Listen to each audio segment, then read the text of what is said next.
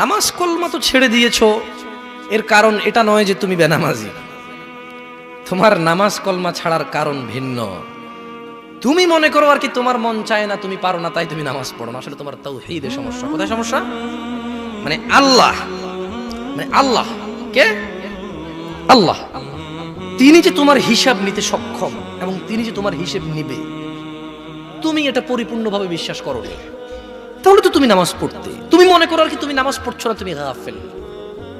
এই জন্য তোমাকে বলেছি আল্লাহকে ভয় করতে হবে। ফর এক্সাম্পল, আল্লাহ নামাজ ফরজ করেছে। কে নামাজ ফরজ করেছে? আল্লাহ। মুয়াজ্জিন আজান দেয়, তুমি নামাজ পড়ো না। তুমি মনে করো তোমার দান সাদাকা তোমাকে উদ্ধার করবে? তোমাকে ভুল শিখিয়েছে। আমি মানুষ, ছোট হতে পারি। শোনো, জোর জবরদস্তি করে কিছু কথা আমাকে শুনিয়েও দিতে পারো, এখান থেকে নামিয়েও দিতে পারো। বলছি না তোমরা নামাবা, বাট এটা পারো।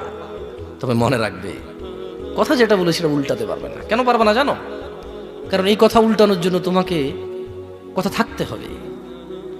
মনে রাখবে, তোমার দান সাদাকা হিসেবই হবে না। তুমি কি মনে করো হিন্দু লোককে আল্লাহ প্রশ্ন করবে কিয়ামতে, এ হিন্দু, এতগুলা বুতকে পূজা করছিস, ঠিক আছে বল নামাজ কেন পড়িসনি? ও তো মুশরিক। বুঝুনি মনে হয়? এটা স্কুল, এটা স্কুল। এখানে আমি পড়ি না, আমার কি পরীক্ষা হবে? আমার কি পরীক্ষা হবে? বুঝে দিতে পারিনি মনে হয়।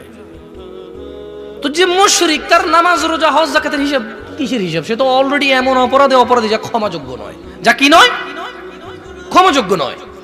একজন বেনামাজি মানুষ, সে মনে করে নামাজ না পড়া শুধু নামাজ না পড়া, অথচ আল্লাহর নবী, যে একটু আগে বললাম, আল্লাহ বলেছে যদি তোমরা আল্লাহর ভালোবাসা পেতে চাও তাহলে রাসূলের অনুসরণ করো।